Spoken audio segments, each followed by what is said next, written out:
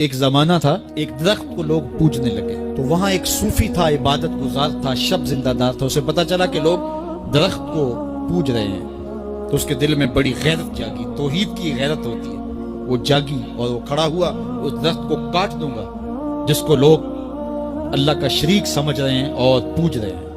ہاتھ میں کلہاڑا پکڑا اور اس درخت کو کاٹنے کے لیے نکلا۔ راستے کے اندر شیطان کھڑا تھا، اس نے کہا میں تو نہیں جانے دوں گا، اور شیطان نے راستہ روکا، اس نے پٹک کے شیطان کو زمین پہ مارا اور اس کی چھاتی پہ بیٹھ گیا۔ شیطان بہت مکار ہے،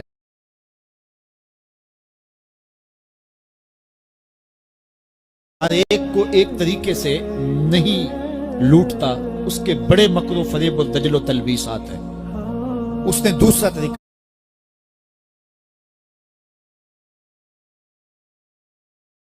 کہا جناب آپ عبادت گزار ہیں، تہجد گزار ہیں، شب زندہ دار ہیں، آپ درخت کو کاٹیں گے لوگ آپ کے مخالف ہو جائیں گے، پھر مقابل کھڑا ہونا پڑے گا اور سویرے شام لڑائی ہی لڑائی، آپ کی عبادتوں کے وقت میں خلل آئے گا۔ تو آپ نے ان کی قبر میں تھوڑا جانا ہے، آپ کی قبر اپنی ہے، ان کی قبر اپنی ہے، آپ چھوڑیے ان کو۔ اور ساتھ ہی کہا کہ جب آپ مصلی اٹھایا کریں گے تو نیچے سے ایک درہم مل جایا کرے گا آپ کو، تو آپ اس سے اپنے کھانے پینے کا انتظام کر لیا کریں گے اور آپ فارغ البال بھی ہو جائیں گے۔ اس طرح باتوں میں لگایا اور وہ زاہد صاحب واپس آ گئے، نماز پڑھی، مصلی اٹھایا، درہم ملا، بڑے خوش ہوئے اور دلیلیں تراشنے لگے۔ واقعی مجھے کیا لگی، تمہیں غیر سے کیا، تم اپنی نبیڑو، تم اپنی قبر میں جانا ہے، جائیں وہ بھاڑ میں، مجھے کیا لگے، مجھے ان کے بارے میں کیا پوچھا جانا ہے۔ نماز ہے، ہر نماز کے بعد مصلی اٹھاتا ہے تو ایک درہم ملتا ہے۔ کافی دن گزر گیا، دل بھی ایک دن مصلی اٹھایا تو کوئی درہم نہیں نکلا، پھر دوبارہ کلہاڑا اٹھایا، ایک دن مصلی اٹھایا تو کوئی درہم نہیں نکلا، پھر دوبارہ کلہاڑا اٹھایا، اٹھا، راستے میں پھر شیطان کھڑا تھا، کہا کدھر جا رہے ہو، کہا درخت کو کاٹنے جا رہا ہوں۔ شیطان نے کہا میں تو نہیں جانے دوں گا۔ اس کو تجربہ تھا کہ میں اس کو پٹک کے زمین پہ مارا تھا، یہ میرے سے طاقتور تو ہے ہی نہیں۔ اس نے پھر گریبان سے پکڑ لیا، شیطان نے پٹک کے زمین پہ مارا اور چھاتی پہ بیٹھ گیا۔ وہ زاہد صاحب پریشان ہو گئے، شیطان کو کہنے لگے کہ یہ کیسے ہوا، میرا تو تجربہ ماضی کا یہ تھا کہ میں طاقتور ہوں اور تم کمزور ہو، لیکن اب تم نے پٹک کے مجھے زمین پہ مارا۔ تو کہا صاحب اس دن تم اللہ کی رضا کے لیے جا رہے تھے، آج تم درہم کے لیے جا رہے ہو۔ تو جب عمل میں خلوص نہیں رہتا تو پھر عمل نہیں رہتا، عمل میں قوت نہیں رہتی، پھر سجدے بے روح ہو جاتے ہیں، نمازیں بے ذوق ہو جاتی ہیں، صفیں کج دل پریشان، سجدے بے ذوق کہ وہ جذب اندروں باقی نہیں۔ نماز روزہ حج زکوٰۃ سب کچھ ہے باقی مگر تو باقی نہیں۔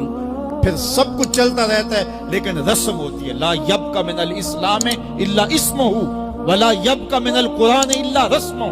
پھر قرآن پڑھا جاتا ہے، رسم ہوتا ہے، قرآن دل کو پھر نہیں بدلتا، اس لیے کہ رسم ادا ہو رہی ہے۔ جب رسم ادا ہو رہی ہو تو پھر قرآن دل کو نہیں بدلتا۔ جب قرآن کے طور پہ پڑھا جا رہا ہو پھر یہ دلوں میں رنگ اتارتا ہے اور معرفت کا نور دیتا ہے اور دلوں کے زنگ اتارتا ہے۔ اچھی سواری فی زمانہ انسان کی ضرورت ہے۔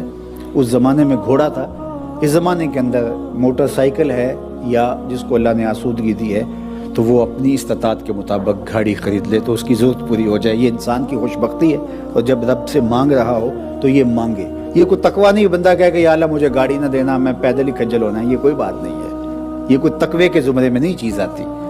اللہ مجھے اچھا گھر دے دے، کوئی حرج نہیں اس میں، اللہ مجھے اچھی سواری دے دے، اس میں کوئی حرج نہیں، اللہ مجھے صالح دوست دے دے، مجھے اچھے ہمسائے دے دے، مجھے اچھی عادتیں دے دے، مجھے رزق وسیع عطا کر دے، تو یہ مانگنے میں کوئی حرج نہیں ہے۔ ایک طرف یہ ہے مانگنے میں کوئی حرج نہیں، اور ایک یہ ہے کہ زندگی لگا ان کاموں پہ دینا اور اس کے لیے حلال حرام کی تمیز ہی ختم ہو جائے، یہ ایک دوسری عادت ہے۔ تو یہ دوسری انتہا پسندی سے بھی روکا گیا ہے، اور اس انتہا پسندی سے بھی روکا گیا کہ نہیں میں پھٹے ہوئے کپڑے ہی پہننے ہیں۔ اللہ کے محبوب علیہ السلام نے کبھی واجبی سے لباس بھی پہنے ہیں، اور کبھی ایسا ہوا ہے کہ حلے آئے ہیں تو حضور نے وہ بھی زیب تن کیے، جو مل گیا حضور نے پہن لیا۔ حضور علیہ السلام کے پاس سواریاں بھی تھیں، اور اچھے کھانے بھی حضور نے لیے ہیں، لیکن کبھی جو کی روٹی ہے حضور نے وہ بھی کھائی ہے اور اس پر بھی اللہ کا شکر ادا کیا ہے۔ تو یہ چیزیں حسنات دنیا سے تعلق رکھتی ہیں۔ بارگاہ عزتی میں یہ دعا کیجئے کہ اللہ ہمیں حسنات دنیا عطا کرے۔ دنیا کی حسنات ہی مانگی ہیں نا، دنیا کی اچھائیاں مانگی ہیں، برائیاں تو نہیں مانگی۔ اور یہ چیزیں اگر جائز طریقے سے حاصل ہو جائیں جو حضرات مفسرین نے بیان کی ہیں تو یہ حسنات دنیا کے زمرے میں آتی ہیں۔